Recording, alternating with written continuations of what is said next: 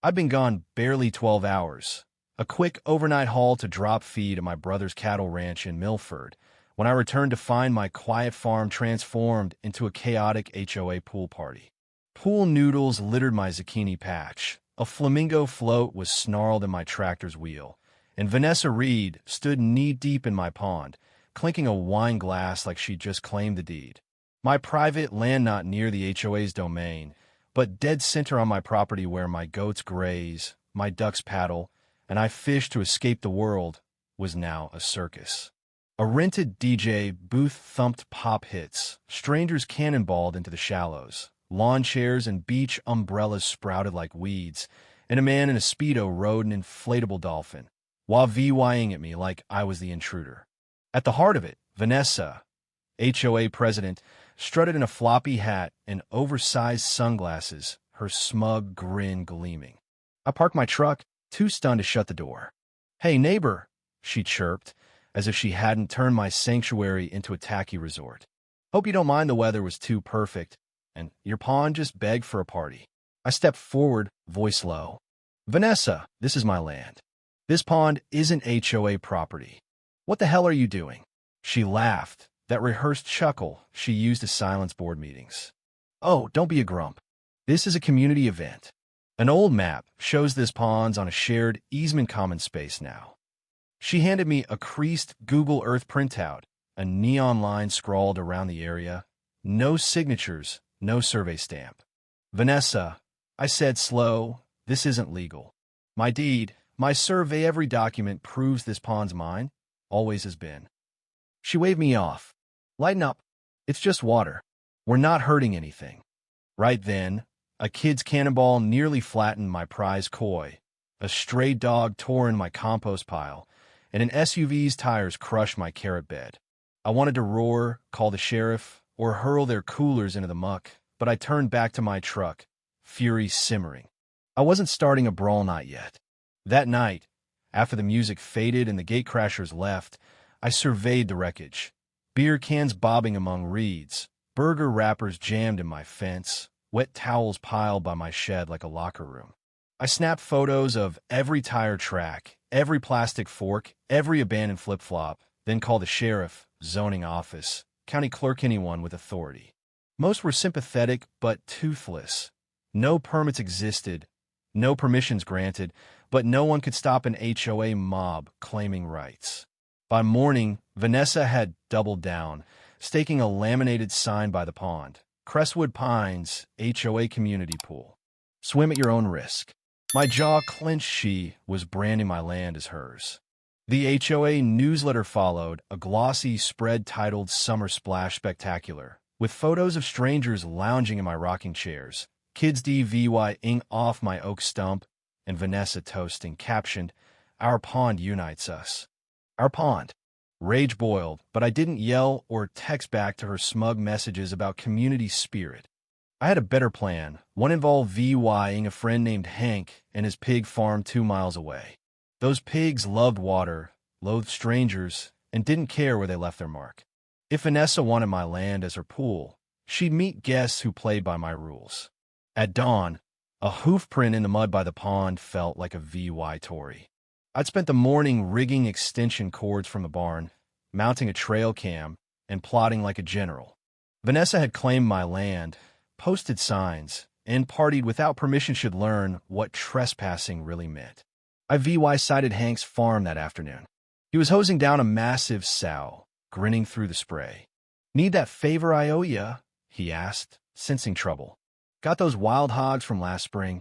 I said. "Big, ornery. Waterlow VYing ones?" He laughed. "Got 6. Mean as hell, love a good swim. Got a pond for him." "Oh, I've got the perfect one," I said, "but it's overrun with HOA types thinking it's their spa." Hank doubled over. "Vanessa again? After she tried that yoga retreat in your hayfield?" "This is bigger, DJ. Floats, the works." He slapped a pig's flank. "Time for some pork-powered payback." We planned for Saturday, when Vanessa's newsletter announced Summer Splash, Round 2, touting it as a cherished tradition. I stayed silent, letting her think I'd folded. Friday night, I scattered corn and apple slices from the barn to the pond, guiding the pig's path. I clustered Vanessa's leftover chairs by the water, a perfect stage, and aimed the trail cam for maximum drama. Saturday dawned sticky, the bass of speakers thumping by 9:30. Cars lined the woods. Ignoring my faded no parking signs, Vanessa had replaced them with Crestwood Pines pool party placards zip-tied to trees. By 10:30, the party raged, kids shrieking, coolers cracking, a grill smoking on my clover patch. I watched from the tree lean, binoculars in hand, waiting. At 10:50, Hank's trailer rumbled up, pigs snorting inside. "All six?" he asked, unhitching the gate. "Every one," I said. He hooped, "Go girls." The lead sow, Daisy, charged like a furry tank, hooves pounding, ears flapping, the others trailing like a muddy cavalry. The corn trail led them straight to the pond. Screams erupted sharp, then panicked. "Pigs," a woman yelled. "They're in the water." Daisy plowed in, flipping a flow-a-tie and its rider. Another hog toppled a table, snacks flying. Guests fled, slipping, shrieking, abandoning towels and sunglasses. A pig snatched a beach bag, trotting off. Vanessa sprinted over, hat flopping, screaming, "Whose animals are these? This is a health violation." Spotting me, phone filming, she went crimson. "Morning, Vanessa," I called. "They love the community pool. You did this," she spat. "You'll be reported." I shrugged. "To the sheriff who confirmed this is my land? Or animal control, who cleared these pigs last time they sighted your yard?" Her mouth flapped, speechless, as a pig left a steaming gift in a sandal. I walked back to the barn, grinning. Vanessa's meltdown was glorious. She chased a pig with a pool net, hat askew, ranting about sanitation as hot dogs flew and a hog wallowed in a kiddie pool. Guests abandoned keys, shoes, a stroller. I filmed, silent, letting her unravel. A neighbor live-streamed it to the HOA's Facebook group, and by noon, my phone buzzed with texts. "Is this Vanessa? She's VY Ral." Clips hit Reddit, titled, "HOA Pool Party Meets Pig Apocalypse," one auto-tuning her screams into a bizarre anthem. That night, Vanessa emailed the HOA, accusing me of sabotage and demanding apologies and pig removal, plus a DULA 1,500 livestock disturbance fine. I laughed. She was fining me for trespassing on my non-HOA land. I drove to the county office, where Clerk Amos, recognizing me, pulled my survey. "Vanessa again," he sighed, highlighting my pond's clear boundaries. I emailed the HOA board one line. "See attached county survey confirming this pond is private, not Crestwood Pines property," copying the sheriff, zoning, and county attorney. 2 days later, a county surveyor arrived, measuring my land and photographing Vanessa's community pool sign. He issued her a formal warning for misrepresenting ownership, liable for future trespassing. Vanessa tore the sign down, stomping, tossing it into her SUV. A week later, a shoddy lawyer letter arrived, accusing me of emotional vandalism, pure bluff, and signed by any real attorney. I filed in my growing Vanessa incidents folder. Then I upped the ante, hiring a carpenter for a 7-foot cedar fence along her side of my land. On it, I mounted 3 signs: private property, trespassers prosecuted, and a laminated photo of Vanessa mid-shriek, pig splashing, caption public pool denied. Neighbors slowed to snap photos, some bringing pies, sharing their Vanessa woes. Fines for wrong mulch, complaints about disruptive bird feeders. The fence wasn't just wood, it was a monument to her overreach. The HOA's emergency meeting saw Vanessa absent, stressed.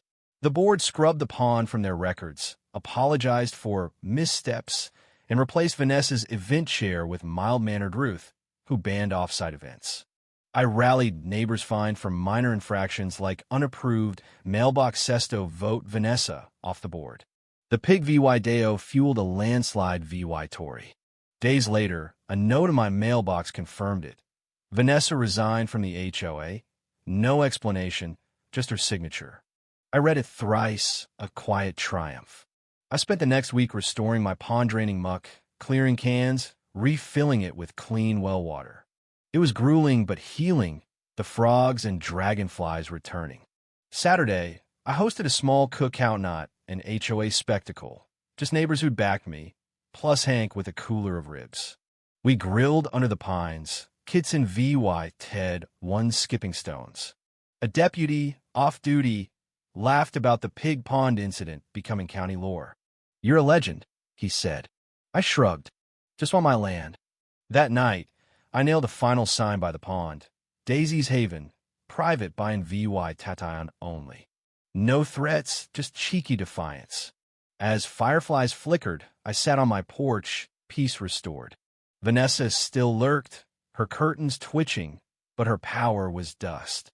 She'd overplayed her hand, and the pigs, the VY Deo, the fence exposed her. My pawn would outlast us, and someday, folks might chuckle at Daisy's Haven, the pig silhouette on the post, and the hardware store photo of Vanessa fleeing hogs, knowing a good boundary and a better store endures. If you were the one in this story, how would you react? Would you stand up and fight back, or accept the unreasonable pressure and control from the HOA? Share your thoughts in the comments below. And don't forget to subscribe, like, and share this VY Deo with more people. Your small action gives us the motivation to keep bringing you more intense and engaging stories.